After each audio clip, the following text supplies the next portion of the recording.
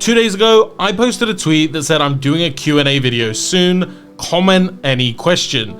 And I literally wrote, we'll answer every single question, no matter how controversial, with my completely honest take. And that's exactly what this is. So strap in your seatbelts, prepare your popcorn. This is gonna be a wild ride. We're gonna be kicking it off with an easy one. Death Throw Bat asking when? Well, right now. The video is happening right now. These questions are definitely going to be getting spicier and spicier as we go through. Sky asks, what is your favorite type of game in general? Favorite type of game in general is probably board games and just sort of strategic type games. Dominion has become like a big favorite of mine, but at the same time, like, I love playing just Call of Duty to pass the time. The main type of game I like playing is actually a multiplayer game. I like playing games with others, and if possible, like trying to find a way to outsmart them or trick them or like outplay them in some way, whether that be strategically or whether that be in like a shooter where you outpace them or, you know, flank them or whatever. Favorite upcoming game, there's no like specific game that I'm really looking forward to apart from actually Illuvium, because of just how much time I spend thinking about it. I'm actually the most excited about Illuvium PvP if I had to have like a favorite upcoming game. Roger asks, where is your purple hair? I cut it off. I've had purple hair at this point twice because, you know, it gets too long. Came to the point where it was just too long. I started to feel a little bit homeless, so I just had to cut it. I'm not a fan of long hair on myself. I've had like a top knot when I was younger. It gets greasy. I don't know. It doesn't work for me. On to the next one. You and Nijafe fight IRL. Who wins? Honestly, I think this is a tough one. So clearly I look like I would outfight Nijafe just because weight is really important in fighting and I outweigh him easily. However, I don't know how vicious Nijafe is or isn't, but personally, every time I think about it, like it just scares me because I could kill someone and I don't want to kill someone. I grew up and I was quite like big, and I always was aware of my strength, and I just don't like hurting people generally. So if I had to be in a fight, like I'd rather run away because there's no reason for me to be in that fight. I could end up hurting somebody. I don't want to hurt somebody. The only reason I would be in a fight realistically is if I'm like with my wife and I don't think that she can outpace that person. In that case, I tell her to run and I fight. That's the only reason I would actually fight. And if I was fighting Nijafe to protect my wife, Nijafe dead. CGN asks, what is your position on spider Illuvials? Spider Illuvials as a whole, I don't really have a position. I don't care if we never have one. I don't care if we do have one. I don't care. But when it comes to the proposal that Fraggy made for having a spider Illuvial, that proposal was partially made because Kieran had said we're never gonna have a spider Illuvial because, you know, he's scared of spiders, because I think when he was young, like a spider came on his hand. That he lives in Australia, right? That spider literally could have killed him. Like, it was deadly poisonous and he survived that. He's just scared of spiders and he's like, yeah, I don't want spiders in the game. So Fraggy made that proposal, and I think it's just a great example of the DAO in action, doing something that the founders don't necessarily want, but that doesn't necessarily like have negative repercussions. I don't really feel any particular way about it, but I think it's a cool example that our governance system works and it's not always just whatever the founders say goes, right? The next question is from SNIG, stop NFTs in gaming. Seen this guy around the Illuvium Twitter comments quite a while. He's not a fan of NFTs in gaming, I guess. Why is the game so boring? The world is empty and you have a gun with nothing to shoot. Why would anyone play this? Firstly, with the gun, you can shoot instances. I believe you can now shoot the morphopods as well. You can also shoot plants sometimes and they react, or like colorful paintings on the wall. I just think at the end of the day, it's all about taste. So what one person finds boring, another person finds interesting. Not always, definitely not always, but at least the very latest iteration of Overworld, once you're aware of how to use the heat map, I actually found it super fun running around and just collecting rocks. I think a lot of people enjoy that kind of thing. For example, like I'm an old school like RuneScape gamer, and yeah, you could end up in the wilderness and there is some danger there, but realistically if you're just out like chopping wood or whatever, or mining, you can be just collecting for like weeks and you're not done. There's always more to do. So there's a lot of people that enjoy that kind of grind and that kind of game. And I think Illuvium's version of it is way more enjoyable and interesting. The fact that the heat map changes every game means that you're exploring a different part of the map each game. Then there's multiple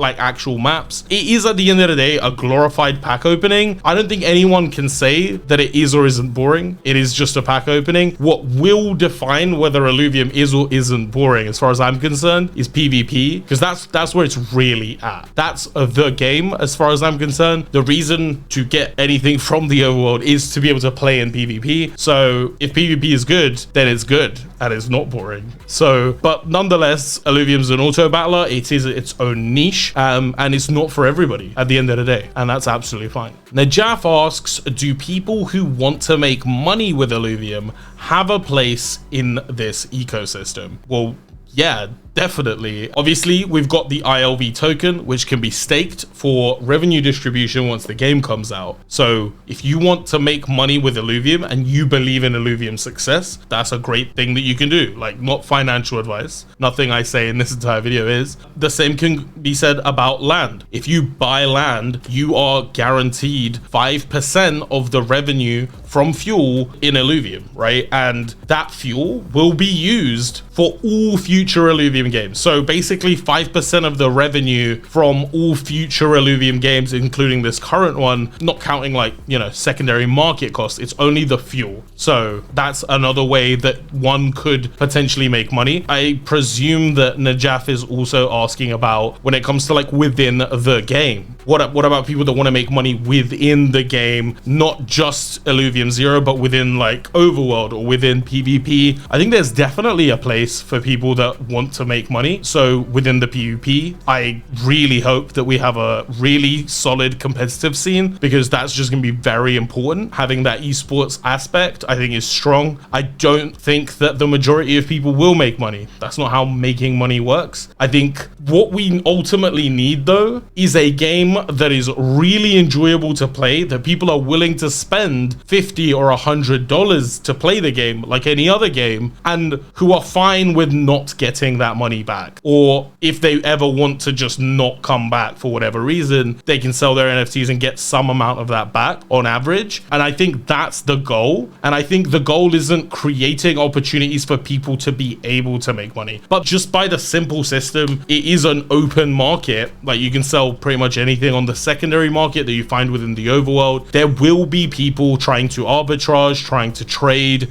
those Illuvium assets, and I think that's absolutely fine. That's not an issue whatsoever. Have at it, right? That's another person contributing to the ecosystem, and I think it's healthy. I don't have an issue with it whatsoever, and I don't think anybody does. At the end of the day, I don't think that when it comes to prioritizing how we're building this game, or how we're even building the economy within the game, the priority isn't for money making, because, you know, then we become like an Axie situation, and we don't want that. At the end of the day, the priority is a great gaming experience, and that is the #1 priority above all else, because that's how we capture the largest number of gamers, and that's how we earn the largest number of money as Illuvium stakers and as land holders, by attracting the largest number of spending players into our game. The next question is from G Hamster. Should Illuvium solely focus on its already established Web3 audience and forget about going mainstream? I ask because in attempting to appeal to both, Illuvium risks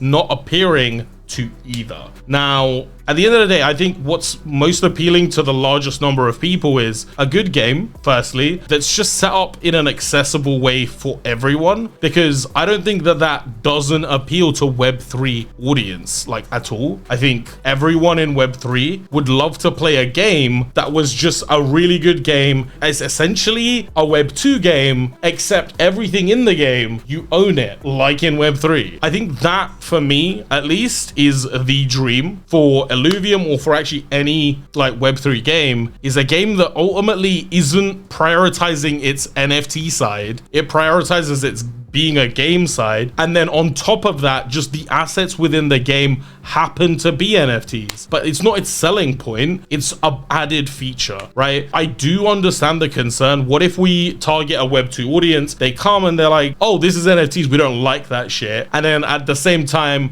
we haven't appealed to like the Web3 audience. That's clearly what the question is asking, and I don't really share that concern, in the sense of I think Web3 will come regardless. If we finally got a good game in this space, anyone that is in crypto that enjoys gaming will be here. TSG asks, to expand the reach of Illuvium outside of Web3, what would be your strategy? Great continuation question to the previous one. Basically, how do we appeal to Web2 audience, and when do we actually start reaching out? Now, I think right now is too early. I think on launch of the game is too late. I think Illuvium wouldn't be out of line to start advertising in the 3 to 6 months leading up to that launch. When PvP beta comes, that might be the perfect opportunity to put that in the hands of some Web2 gaming influencers and give them exclusive access to it. So only they have access for like a week before anybody else does. It just kind of seems like a no-brainer. Zeptal made a proposal in the Illuvium Discord, which I think is like just really good. Get 8 of these influencers from various games that relate to Illuvium in some way, like maybe TFT, maybe Pokemon in some way, different kind of strategy game, probably Hearthstone. You know, get some of these influencers, pay them upfront some amount, that's for marketing to determine, and let them play it for like a day or two so they can, you know, get some training in, and then basically just host like an invitational tournament where that's going to be the first look that anyone gets of PvP, is going to be this entire invitational tournament. And that to me sounds like an amazing idea. It's a win-win for all the creators because they will be broadcasting it on their own channels, so each creator gets broadcast on 8 other platforms, right? If it's 8 people, because we'd be putting it on our own platform as well. The type of content creators he's meaning to target is like those with around 100k following, and if 8 content creators, 100k following each, that's 800,000 followers all around, plus just the general buzz surrounding it, will easily generate, I believe, at least 500,000 views, maybe well above 1 million, just on all the different platforms and the way that intermingles, and we'll be spreading the message to many audiences and just giving out beta access throughout that event. And I think that's an amazing idea. The second part to TSG's question, how do we fund such campaigns if not with direct capital? Okay, before I get into the second part of that, if not with direct capital, it should be with direct capital, generally speaking, just because marketing costs money, which TSG obviously, as the influencer manager, and he works in the marketing part of Illuvium, should be very aware of the fact that marketing does cost money. Marketing isn't free. Obviously, he's asking this question because, you know, maybe there's runway concerns. So how do you think we could achieve this objective? Do you have a strategy for such an approach? And can you name any examples where you have used this strategy successfully and what results were produced? Okay, so how could we fund it like without using direct capital? We could potentially get sponsors to sponsor the event, but frankly, like maybe like guilds or whatever, I just think that's a shit idea, because it's like that event shouldn't cost more than 50k. Maybe it costs 100k. I think it can be done for 50k or less. That depends on a lot of, you know, factors. Generally speaking, it just doesn't look as clean if we have like a sponsor. We can't sponsor our own marketing. Like, come on. If we can't afford to pay for marketing, we're kind of doomed. We should be able to afford marketing. We have a marketing budget, so yeah, use marketing budget on this. I think it deserves it. Do you have a strategy for such an approach, and can you name examples where you've used this strategy successfully? And like, bro, like, I'm not in the marketing sub-council. This isn't you asking the marketing sub-council members questions. I don't have marketing experience, bro. So I'll just move on to the next one. The next question is from Zeptal. What do you think about NFTs in video games? I guess just generally, quite a broad question there. Let's just take a drink. My mouth is getting dry. There's a lot of talking here. Just generally, NFTs in video games. I think that a lot of people thought that NFTs in video games were like a really, really good idea. And then you kind of get down to it, and the more time has passed and the more the hype has died down, I have at least realized that NFTs aren't really necessary in video games. Now, I know that's a controversial take, but pretty much anything that can be accomplished with NFTs in video games can actually be done without NFTs in a completely Web 2 way. The trading of assets in game, like all of that, it's just a terms of service issue. As for games that are currently being built and do use NFTs, I do think that Illuvium has a solid potential to still establish itself within this new space. I do think the fact that it uses NFTs though is a genuine point of friction for any kind of consumer that isn't already Web3 onboarded. So that alone means that it's harder to gain new paying customers, and that's genuinely an issue. At the same time, it means that because we are in this unique niche of NFTs, there's actually less competition. We're not compared as often to mainstream games, and when compared to everyone in the Web3 space, we actually look amazing, and we can easily set ourselves apart in this space to form a new niche for ourselves. However, like for the NFT gaming as a whole, as an industry, I think that's something that's going to take off much more when crypto and NFTs as a technology become much more mainstream adopted and integrated just into how we use finance, how we interact with banking. And when that actually infiltrates, then the mainstream will come, because then games would just use crypto. Why wouldn't they? Because if the financial system uses crypto, games, you can pay with crypto and all of that, and then suddenly that issue, that point of friction isn't there. I think we're maybe a decade out from that, maybe two. It depends on the world. Technology moves very fast. Adoption, global adoption of these new ideas of AI and different things, it's actually quite slow. A lot of people don't even in their daily lives just have no idea about these things, whilst ChatGPT 4.0 is out and people are revolutionizing the internet in different ways. The next question is from El Torno. Not financial advice, simply your take. Whatever I say now is definitely not financial advice. Do you think ILV surpasses last cycle all-time high in the upcoming cycle by the end of 2025? Yes or no? ILV, when it went super high last time, went to about $1,800, $1,900 for one ILV token. Obviously now we're in the sub $50 mark. The reason why it went so high was we were it was just bull market hype fever, and there was this huge metaverse trend going on. Now the metaverse trend, for want of a better word, is dead. Play to earn is dead, and the latest trend is AI. That's obviously got nothing to do with us. That's sort of one aspect of it. The other thing is, back when that massive hype pump came, what Illuvium was at that time was a token that was pure speculation. There was no revenue distribution happening. There was no game that was out. Also, a game had been promised like imminently, and it's like still not out. What it was, that entire value, that super high value that we went to, was pure speculation. At the height, Illuvium's fully diluted valuation was $18 billion.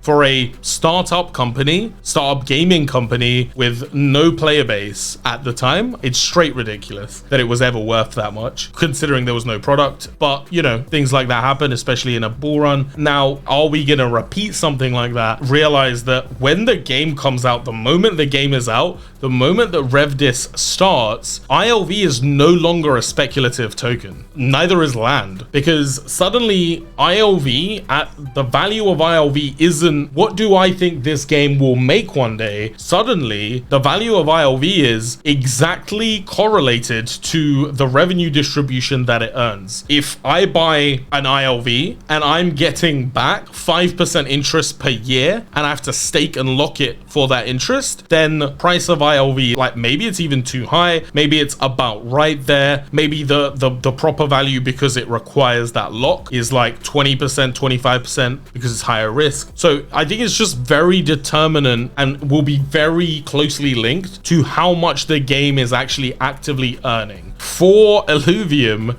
to be worth the same as on the top pump, we'd have to earn a lot. How much is that heck of a lot though? Well, let's say 25% per year return is justified. Some quick math. We'd need to earn 5 billion in the first year. But obviously, like, this is just totally made up numbers, right? So from a completely analytical side, I don't think it's likely that we will be surpassing the last all-time high cycle unless we have major adoption and a massive influx in players. But at the same time, like, never underestimate hype in this space, right? Because we are also a technology company, and generally tech companies are valued more than their revenue, like by a greater multiplier compared to their revenue than other types of companies. Like Tesla, like, it's so overvalued compared to the revenue that it generates. It's insane, right? And we're sort of in that space of tech, but also crypto, and where obviously the ILV token is also linked to Ethereum. So I think there's just a lot of variables there to consider. Do I think it's gonna surpass the all-time cycle like by the end of 2025? The answer is honestly, I have no idea. If 100% of people act completely with no pink goggles on, with just a completely analytical, rational mind, I'd say probably not. Honestly, it probably won't, unless like there's so much players that it's just crazy. But like at the same time, yeah, it could. It definitely could. It could go double that. Things get crazy around here. It's crypto. You never know. And this next question is from Stayord.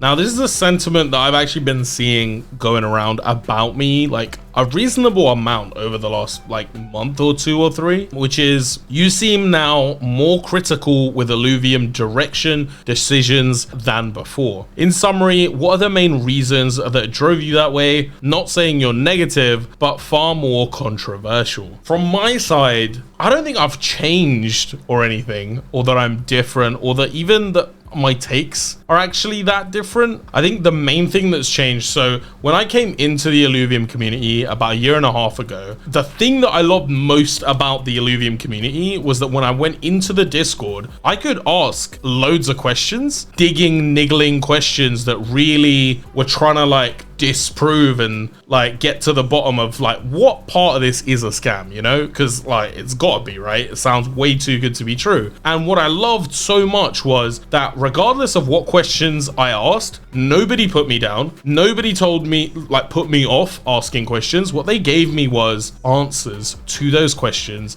that were clear, concise, to the point, and I felt really welcomed. So I just continued to ask questions, and then after like 2 weeks of just asking questions and researching and all this stuff, I feel like I know this pretty well now. So I'm gonna start answering questions. If I was saying something inaccurate, Arash, back then it was Stormy, but now it's Sasha, even Rawlord, like these guys were basically just correcting me and just saying, no, Vetemor, mate, you got that wrong. I learned so much from those guys. And from that process, what then happened was I started making content. That's why I started this YouTube channel. And when I started making this content, it was literally just to provide that information to people, because it took me like 2 weeks of digging to really get to grips with Illuvium as a whole, how the tokenomics were, like every aspect, and really get my entire mind around it. And like that's a lot of time. Ain't nobody got time for that. Like that's insane. I think that I'm pretty good at explaining things. I'm good at communicating and just putting things in such a way and phrasing them in such a way that anyone can understand. And then that's pretty much how I eventually ended up getting on the council. And then what's happened was any concerns or questions that I'd have to the team or about the project, it was no longer appropriate for me to share those publicly, to ask those questions publicly. And for the main part, that's because as a council member, what you're supposed to be doing is whatever is best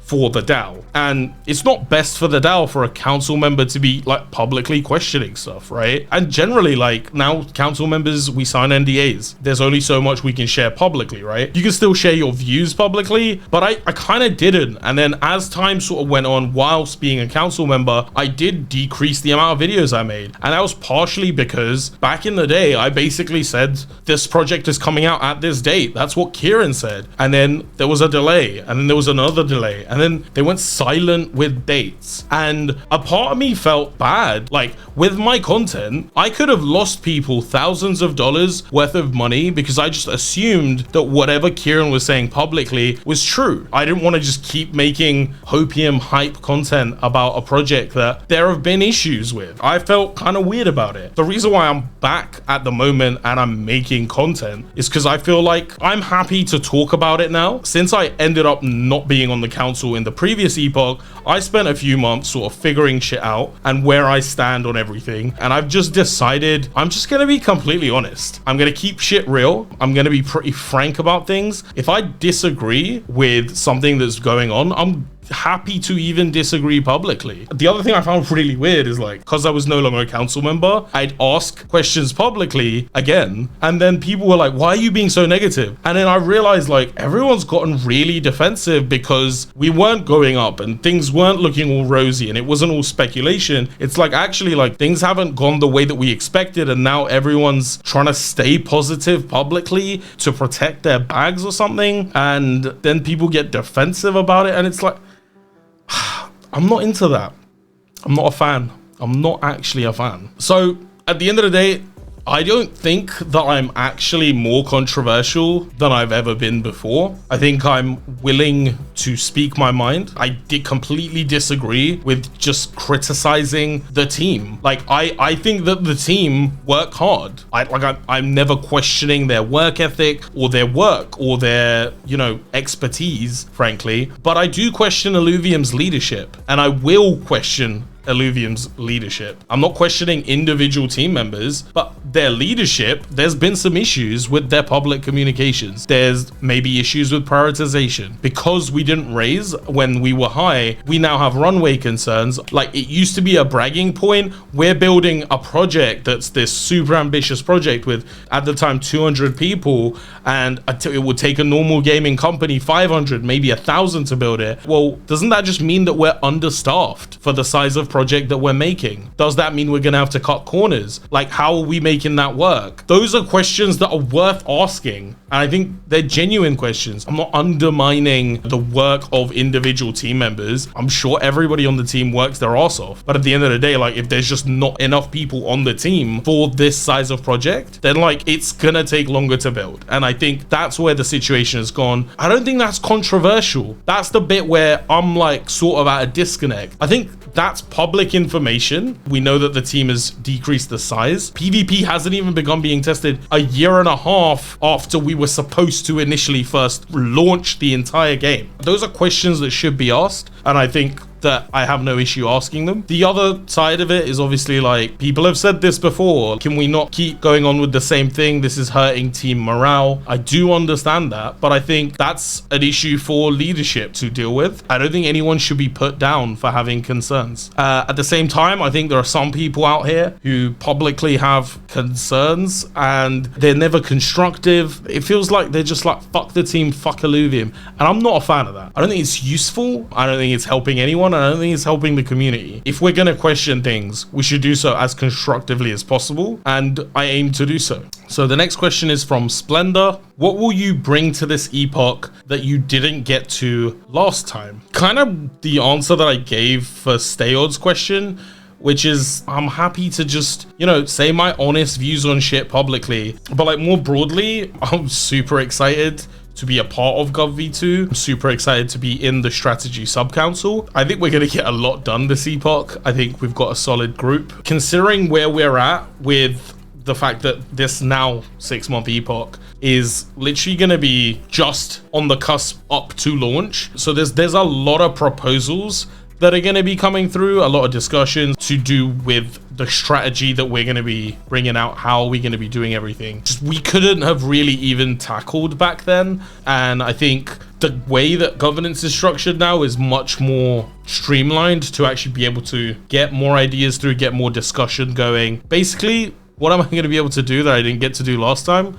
I'm going to get to be involved in a lot more proposals than I was last time. And they're going to be a lot more meaningful. Something Productions, this looks like kind of like a bug report / feedback. Why do you have influencers promising they have beta keys to give away. So I tell my guild I can get them all in, only to find out the influencers don't have any keys and are instead asking for their emails and telling people to wait in upwards of a week. Why the unprofessionalism? So this sounds like some influencers have done giveaways of Illuvium beta access. When they're giving them those beta keys to give out, I don't know how much sense it makes to just give them all a bunch of keys. Whereas if they collect everybody's emails, Illuvium can send those officially to them. There's a big concern obviously in Web3 regarding just emails and all this stuff. So if they're getting that email from an official source, just a lot less dodgy than some influencer emailing you. Like maybe it's them emailing you, maybe it's someone else. That's a genuine potential concern there. Why does it take upwards of a week? That's something for Jeremy, Zazu, Dick Kings, Taran to address. I'll actually literally tag them to this tweet so that they can get to that. And the next one is Roger asking me, what was your previous occupation and how much do you know about the making of video games or building an IP? How much do I know about making video games? I've never made a video game or building an IP. I've never built an IP before. I'm also not running for the gaming sub-council, so I don't see how relevant that is. Obviously building an IP, that's definitely part of strategy. Pretty sure nobody else has built an IP in the strategy sub-council, unless we're counting Annie with Eat Lizards. I think that's strongly debatable whether we can go that far with that. I could ask exactly the same question of Grant, Aaron, and Kieran. None of them have made video games or built an IP before, unless you count Kieran's burger business as an IP. I don't think we can. I think Grant's experience professionally comes closest to, you know, actually video games because he's actually got genuine graphic design, real professional experience. But, you know, like, it's a startup and I'm a council member. I think that experience would be helpful. And frankly, if absolutely everybody running for council had that like high level qualification, I wouldn't even run because the council would have more experienced people in it. I'm not out here trying to be in a position for no reason. Do you have any experience with such things? Other games projects? As I said, like, no, neither does pretty much anyone else on the council, and neither does any of the team's leadership. Looking forward to the video. Tough question so far. Oh, definitely. Thanks for wishing me luck, sir. Sleck. How exactly does the transformation from developing games locally to Web3 with blockchain technology work? Okay, so this is kind of like a technology question. As I just answered in Roger's question, I don't have any actual experience of building a game, but I'm going to give an explanation to this question that's pretty close to how it actually is, but without any technical language, because I don't know any of the technical language. So building a game in Web 2 and building a game in Web 3 is kind of the same thing. Both games are Web 2 games. Realistically, both are Web 2 games. The difference is that for the Web 3 game, you need to link the blockchain to it in some way, and data needs to be able to come in through the blockchain, which I'm pretty sure that IMX is helping out a bunch with that. The other side of it that needs to be considered is when the blockchain is now linked, you need to consider how do things in the game work such that it can make sense with NFTs. There's a bunch of like technical aspects there, but realistically the actual developing of the game is almost one-to-one the same, apart from considerations that need to be made. Cameron, do you fear that limiting competitive game design mechanics consultation to just a few people within the community will affect the competitive integrity of the game detrimentally? Don't we need more than just Martini and the couple below Viper, etc. to get this right? Obviously, Martini works for Illuvium. He's called Kyle, and he, I believe, works on the PvP. And the mention of Viper, I think I've heard that Viper sometimes like does some testing for Illuvium that's not like the beta testing that's done, but it's like a bit before that essentially. I actually agree with Cameron here. I think that not enough beta testing is done before it being beta tested by more people. So I think there should be as much beta testing as possible. I think we have a lot of people in this community that would be very willing to give feedback for free, frankly, just in some kind of a pre-private beta, so in any kind of alpha state. I think that the beta as a whole is super underutilized by Illuvium, and what I mean by that is we get like an update to the beta every like 3 months. That means that after the first few days, maybe the first week of a new update, we've pretty much given all the feedback there is to give on this build. Illuvium internally have a new build sometimes every day, sometimes every 2-3 days, depending on different things, but they've constantly got new builds that they're updating. So all the beta testers are testing one build, they've given their feedback, and then they've made changes based on that feedback, but then there's no feedback loop. We're not then testing the newer builds. Now, the reason that we've been given for that is that we've got no launcher, and therefore it like takes a lot to package one of those builds and to give it as an update to the community. All this means is it doesn't feel like they're actually utilizing the feedback from beta testers that much. They clearly just use it for the first like week, but then after that, like, what are you doing with all the feedback on an old build that's like a month, 2 months, 3 months old? It's outdated feedback. It's almost immediately outdated feedback, and the fact that we don't then participate in any of the further builds until the next update, like, it just feels like beta testing as a whole is underutilized, which, you know, it feels like an inefficiency, but like, I don't know what's going on internally, you know. That's obviously a decision that the gaming team has made internally, and we've got to either trust their judgment or question it and seek answers. The next question is from S Judd. He got a lot of flack for asking these questions, but I did say I would answer every question, so I shall. His question is like 2 separate questions, so I'll just start with the first one. In your experience on the councils in the past, who was the best person on the council and who was the worst? As far as I'm concerned, the best person that I've ever seen on the council that I've shared a council seat with would be Diraji. Diraji, I'm very saddened, isn't in the current Epoch because he chose not to run. I think dude added more value than pretty much anyone else to the council. Who was the worst? I mean, anyone that knows me knows my answer to this, and that's gonna have to be Santiago. I just don't think Santiago was a council member. My perspective, Santiago was an assistant to Kieran. I'm certain that he provided genuine value to Kieran and to Illuvium. And as far as I'm concerned, he should have been hired as such. He should have been paid what a council member gets paid, hired as an assistant. He shouldn't have taken up a spot on the council. He didn't participate in the council in any meaningful way. He didn't participate in governance discussions, whether it be in the community or realistically even on the council. He turned up to some meetings. He probably turned up to more than he missed, but like, even in the ones that he turned up to, I don't think he added value. Like, he barely spoke. I don't think he was a council member. I think he was an assistant to Kieran, and I think he should have been hired as such, and he's not a council member as far as I'm concerned. S Judd's second question: if you could pick one person to lose their spot on any council this epoch, who would it be and who would you replace them with? I think the marketing sub-council currently is the weakest sub-council. I think the reason why it's the weakest is the lack of diversity. I think JP is solid. I think Sam Withers provides a lot of value as a very experienced content creator. I think Scoriox comes in and he also provides value as a slightly less experienced content creator as a whole, but more experienced in the Illuvium space, certainly, and also with prior council experience. But at that point, with just those 3, we do have 2 content creators whose experience is on personal content creation. And then the 4th person is Fight for ETH, who is a content creator who's built his own Twitter following and his content is tweets. I'm not trying to undermine that. I think dude's genuinely provided value for Illuvium. I just don't think that he is more experienced than those other 2 content creators. I think he's the least, and I think that we need a more diversified marketing team than just 3 of them being content creators. Next in line would have been Zeptile. I really like Zeptile's marketing ideas. Others that are currently on the marketing sub-council like them as well, and I think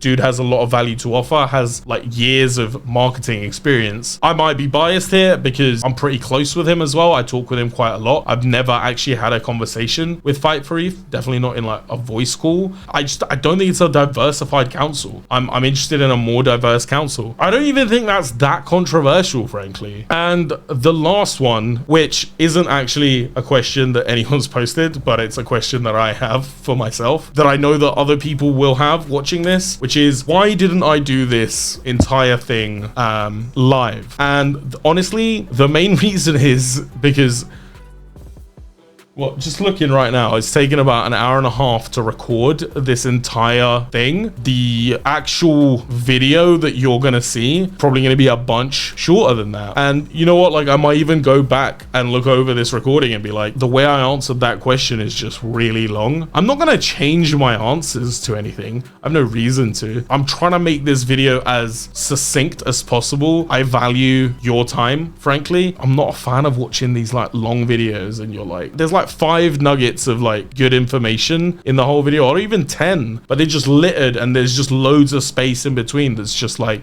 basically dead air. And I'm not a fan of having my time wasted, so I don't really want to waste yours. I want to make this content as jam-packed as possible for you guys. So I've edited it. I've edited out the pauses, the ahs, ums as much as possible.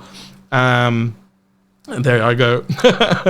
That's the main reason why. If anybody wants to have me on a podcast and hear me answer any of these questions like live, or ask me any other questions, I'm down. Invite me to your podcast. I will come regardless. Like, I'm down. I'm pretty open book, and I'm looking forward to what all of you guys think of this Q&A video. If you enjoyed it, let me know in the comments below. Tell me what you enjoyed. I'm considering doing this kind of a video maybe once a week, maybe once every 2. Not necessarily always just like Q&A and just answering questions, but like kind of just going through tweets, you know, messages in the Discord, just things that have happened within the community, within the Illuvium space as a whole, proposals, different things, and just sort of do like a weekly rundown of what's been going on. Pretty much just do an uncut recording where I just respond to each like aspect or point or like thing, whatever, and then just edit it up to be a bit more consumable, to not waste your guys' time. I would do it live, but I think it's just less good. If you think if you want me to be doing this live every week or whatever, let me know. I ramble a lot when I'm not talking to someone else. That's why I'd like prefer to be like, if I'm on a podcast, I can just answer somewhat succinct. I still ramble. Right now, it's not like I'm responding to somebody else and I'm like trying to respond to them. I'm just kind of going off on one, right? If you have somehow stayed around till the end, thank you very much. I'm Vetemor, you're the future, and guys, I'll be seeing you there. One sec.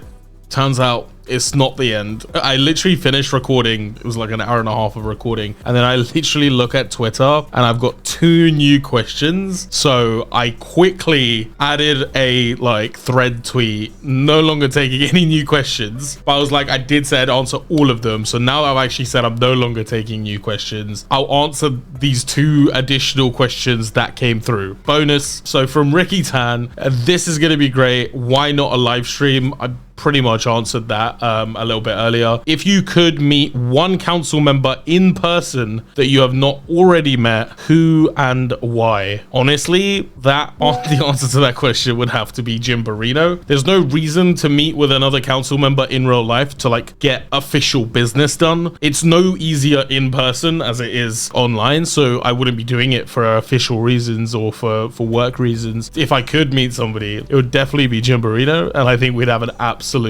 smashing time. The other question he asked is, what is your strategy when approaching controversial topics and ideas with your fellow strategy council members? What's my strategy?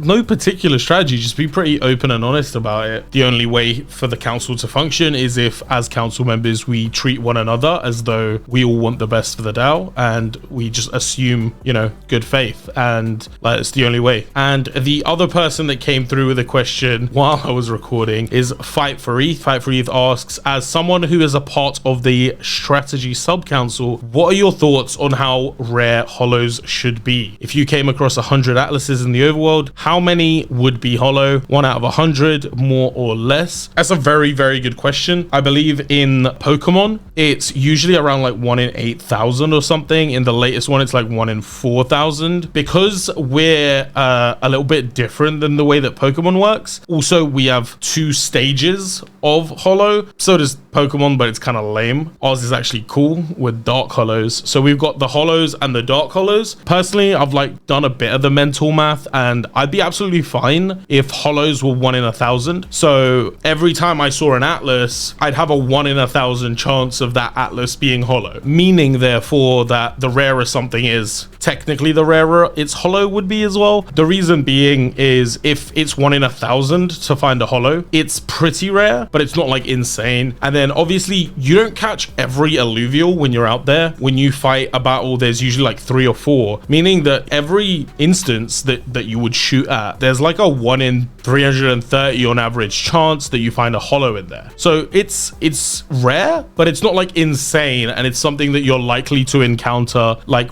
eventually, and it's not like mind-blowing odds. And that way, once you do see one as well, you'd probably prioritize it heavily compared to any of the other alluvials in the batch. So even though it's 0.1% probability of finding one, I'm guessing it would actually probably end up closer to like 0.5% of the actual total supply of alluvials would end up being holo, maybe even a whole percent, just because people will prioritize them, right? And people might scan the instances if they're going shiny hunting and just leave them if there's no holos in there, right? That means they could have taken them, but they didn't, right? So yeah, I think they'll be prioritized, and I think 1 in 1,000 is great. The reason it doesn't need to be as rare as Pokemon is mainly that we do have the dark holos as well, and I'd be absolutely fine if they were 1 in 1,000 compared to holos, meaning, you know, altogether that makes it 1 in a million. 1 in every million atlases is a dark holo, so that way dark holos are just legitimately insanely rare, and I'm personally absolutely fine with that. I'm interested to see what other people think on that topic, but